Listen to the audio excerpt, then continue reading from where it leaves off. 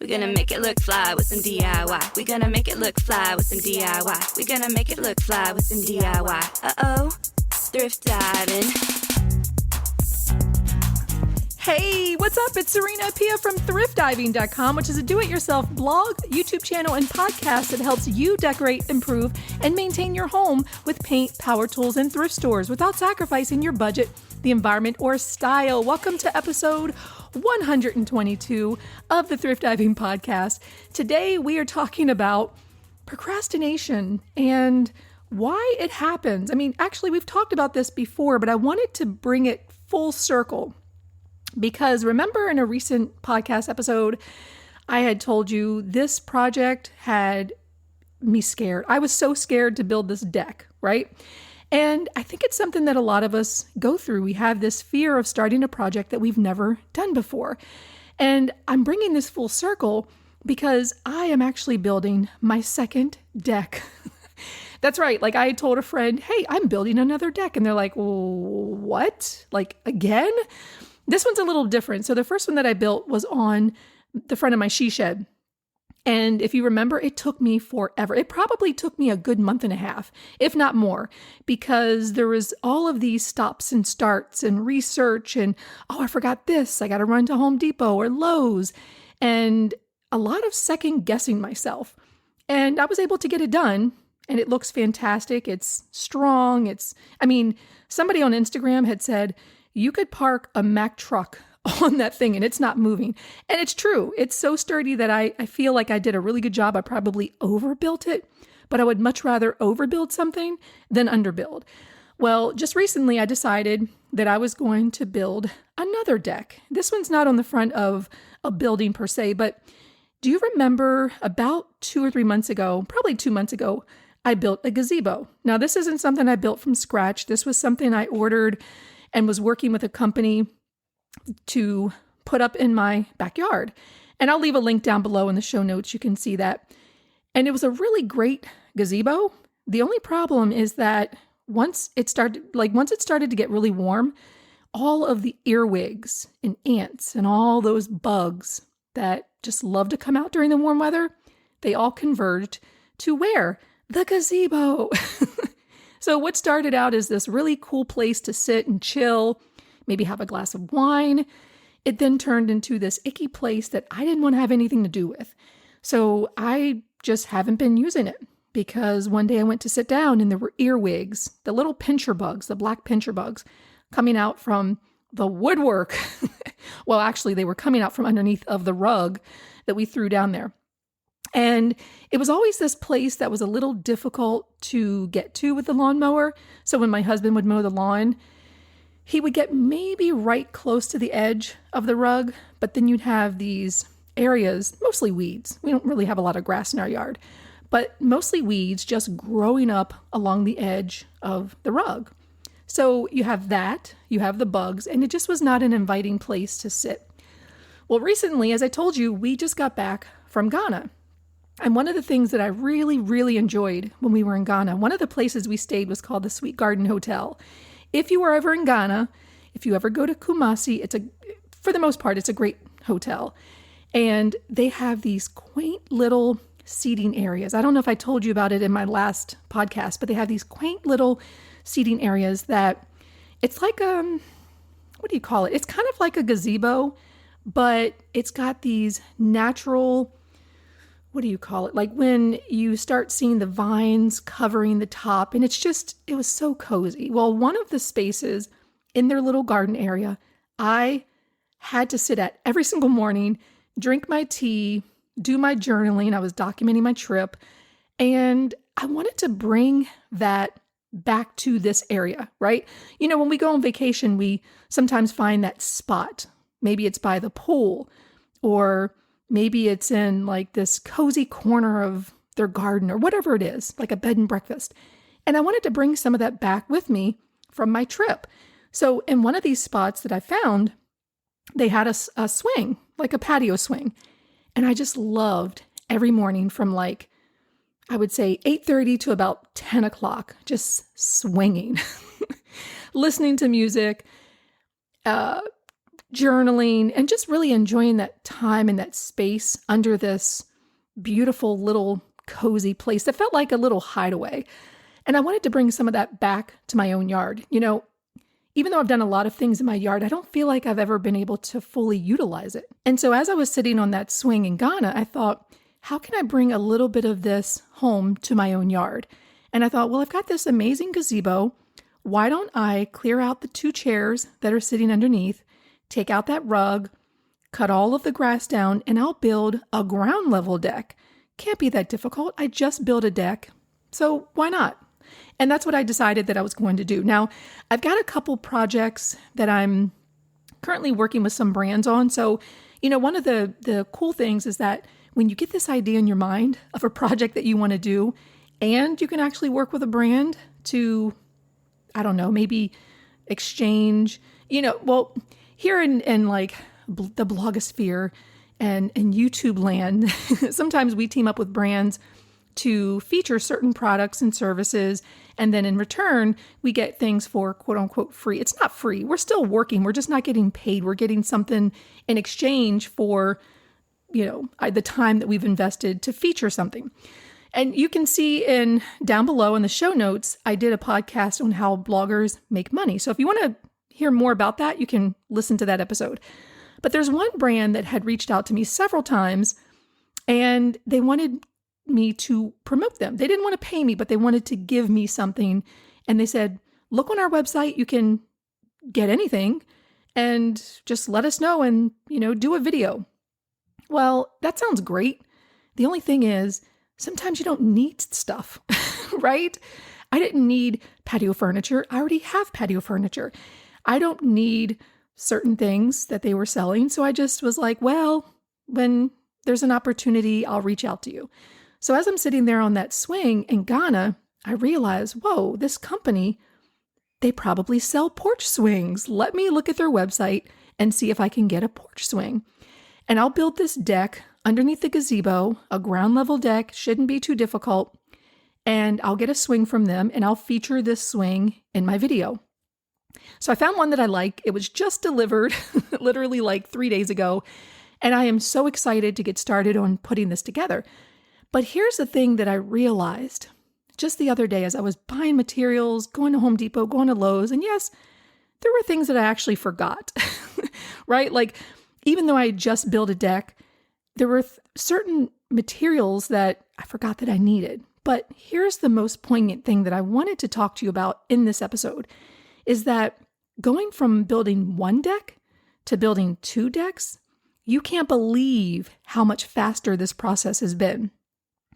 Now, if you remember, as I just said, and I said in the other episode, it took me forever to figure out how to build this first deck. There was so much hesitation. Each step I would question myself, was this right?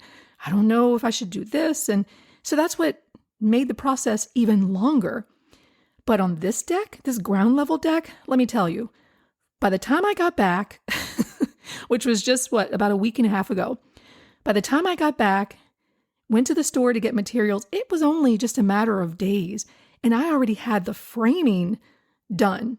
Whereas before, for the deck that I did on the front of my shed, it took me weeks, it felt like, to get to that point because I kept going back, questioning myself. Do I need this? I don't know. What if I do something wrong? But the sense of confidence that I had in getting started with this project, I didn't even have to make a list. I mean, I should have because there were a few things that I'd forgotten, but I didn't really have to make a list. I knew that I needed 2x4s. I was able to do a really quick, simple draft. Now you can do this on paper, but I was able to do a really quick, simple draft in SketchUp. And if you don't know, SketchUp is a modeling program. I taught myself how to use it by going to, at the time it was called lynda.com. Now it's linkedinlearning.com. But if you've ever wanted to learn LinkedIn, or really for the most part, any kind of software, even Photoshop, LinkedIn Learning, this is not sponsored by them, but they are a fantastic site to get skills really quick, easy, within like 3 to 4, maybe 5 hours. So I taught myself how to use SketchUp. And within just probably an hour and a half, I was able to draft up exactly what this deck would look like. I mean, it was amazing. And because of that, I knew how many 2x4s I needed. I knew how many pieces of decking I would need. I was able to figure out how many tough blocks I needed. And this process was so quick, so fast, that from conception and sketching and modeling this to actually getting materials was like, boom. I mean, I was out the gate and running. It felt amazing. And of course, there were things that I'd kind of forgotten, like, oh, I've got to buy joist tape. And you might be wondering, what's joist tape? Well, whenever you're building a deck and you've got the framing done, you want to make sure that any water, any moisture that gets in between the frame of the deck and the decking, those are the boards on top, you don't want the water to just sit there and rot your wood. So this black joist tape is pretty important. Even if you're like I am building this under a gazebo, there's still rain that's going to get in there, moisture. So I kind of forgot that I needed to do that part. So I ended up having to go to Home Depot late one night to pick it up. And one thing I've learned is always buy 2 or 3 of something. You think, oh, I only need 1 roll.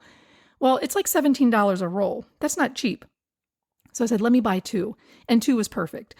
And the same thing with screws. I mean, I bought like a box of 100. I'm like, this is plenty. I'm not kidding you.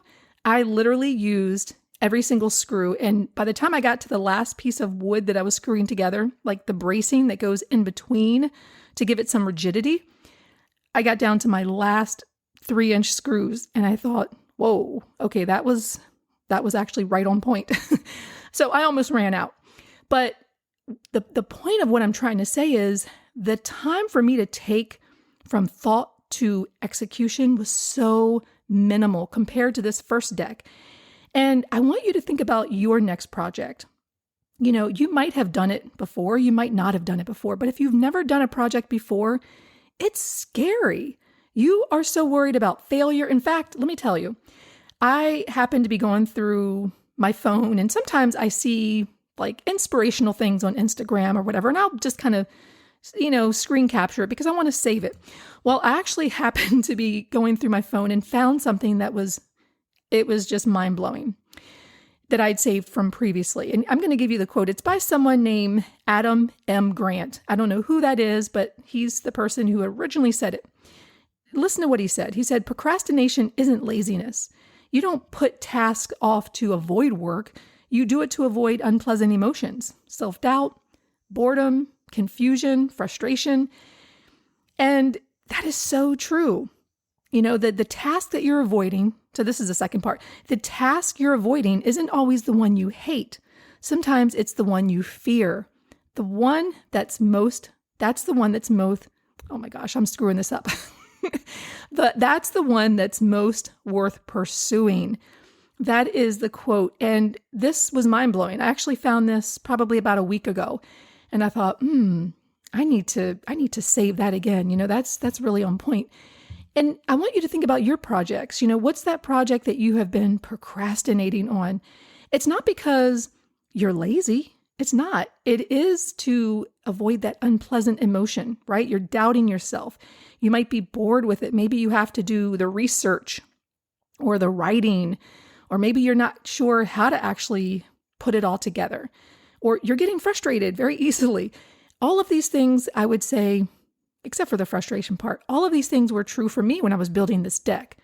I didn't know if this was going to fall apart, if it was going to be wonky and, I'm going to have to tear everything out. It wasn't boredom, but it was confusion. It was self-doubt and it was confusion. And that's what took me so long. The fact that it took me 1.5 years to even build a deck.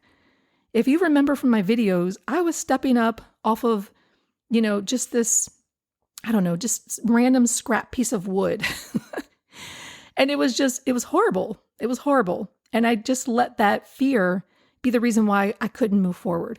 And then once I moved forward, once I had the confidence to move forward, I just moved really slowly. And that's understandable because you are you do have that self-doubt. You are second guessing yourself. But the main thing is that you keep moving forward. And like I said, when you decide to do that project again, guess what? It's so much faster. It's so much easier. So this second deck, I'm already done. I really have only been working on it, I would say, this past week, right? But I got the framing done. I got the joist tape on top. It's secure. The part that I was a little worried about is leveling the deck. I wanted this to be strong. But let me tell you, here's the thing that's actually really important too. When I built the first deck, I felt that I had to remove all of the grass from underneath where this deck was going to be, right? So not only did I spray it with weed killer, but then I also did some backbreaking work trying to remove all of the weeds and the grass, and it had to be perfect. And you know what? This other ground level deck, you know what I said to myself? I am not removing that grass.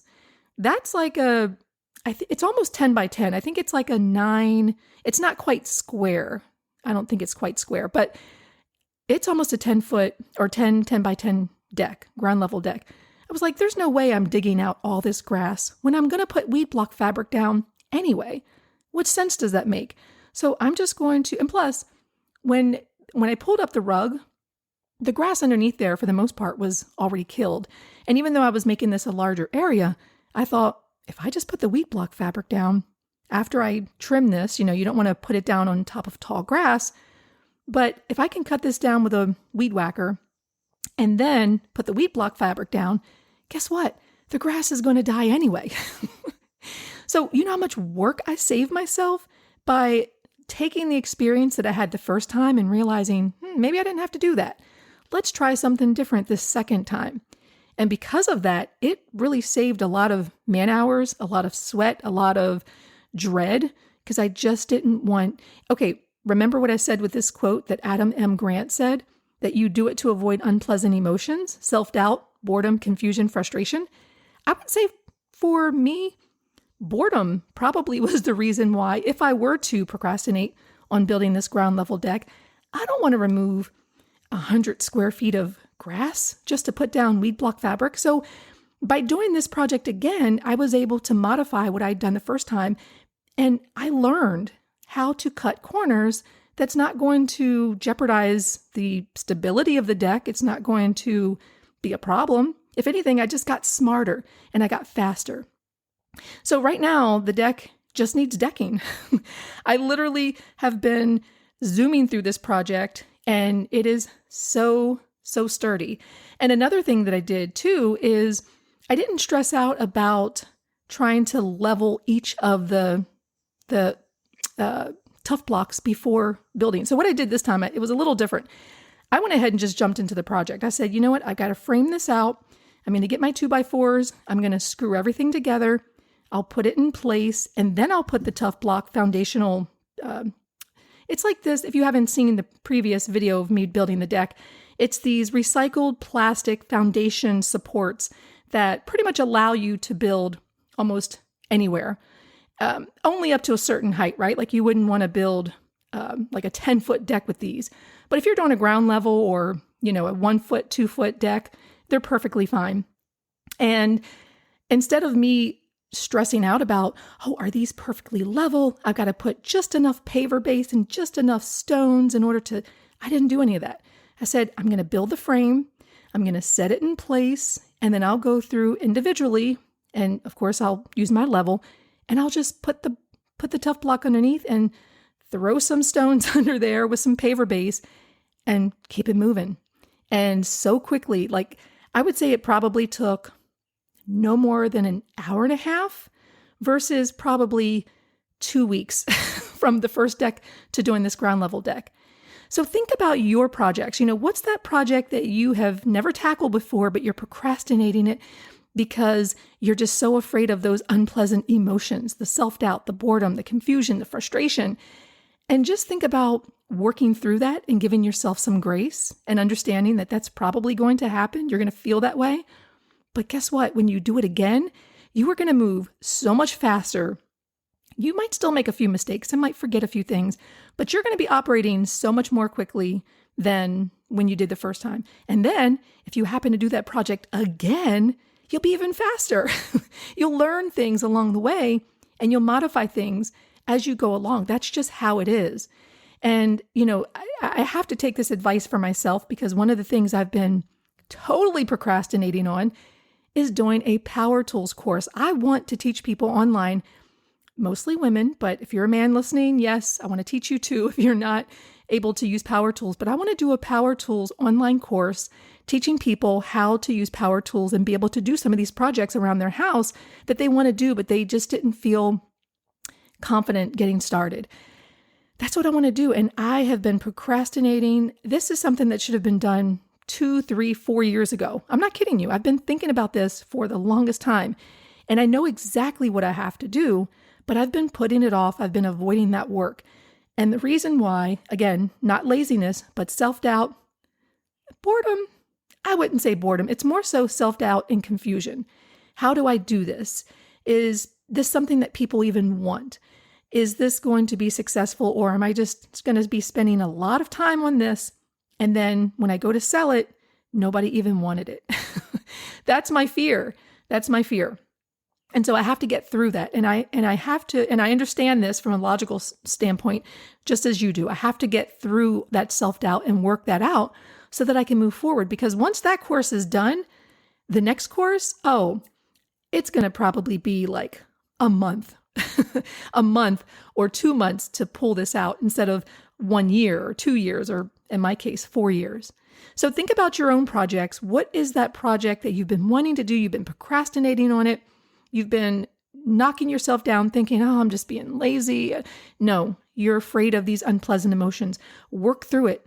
Get through it. Because like this example with the deck, once you do it the first time, the second time is a breeze. The third time is going to be like something you could probably do with your eyes closed. That's how I feel about it. I mean, if I had to build another deck right now, like a freestanding deck or floating deck, I feel like I could do it like boom, like that, because I know what to do first, second, third.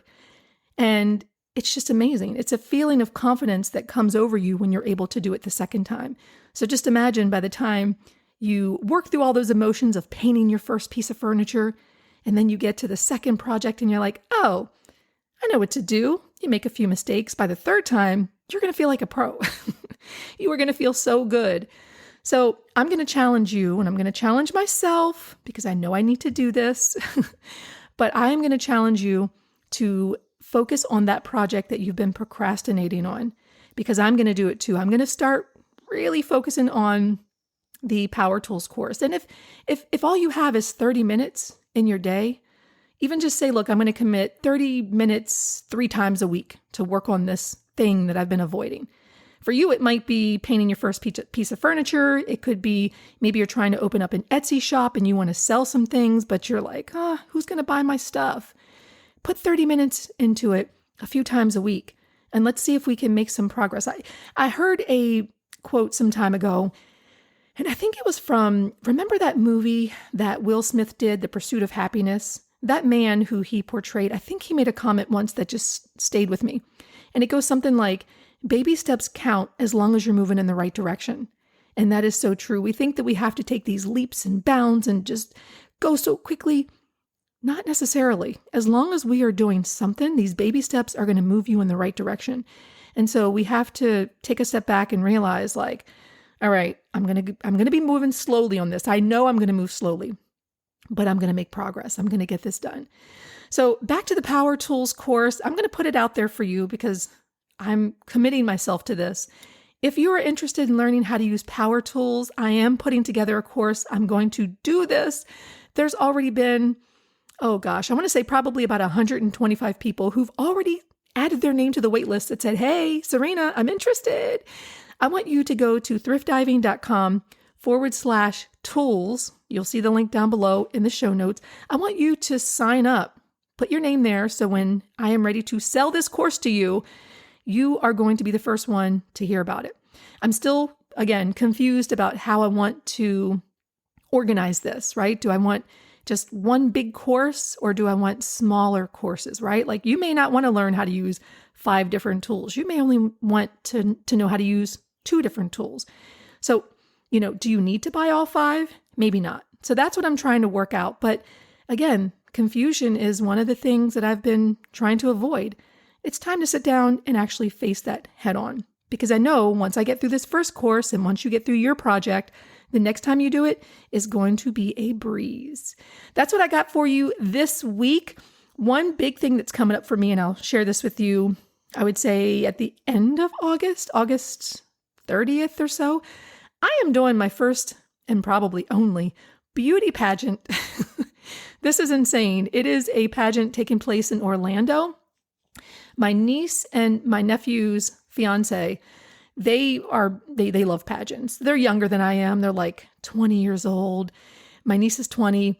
My nephew's fiance, she's 28, 29, I believe. And they're pageant girls. I'm not a pageant girl by any means, but I've gone to a couple of their pageants that they've done. And I thought, why not? They have a 45 and up. They call it the classic division. I think personally they should call it vintage. It just sounds cooler, right? Classic.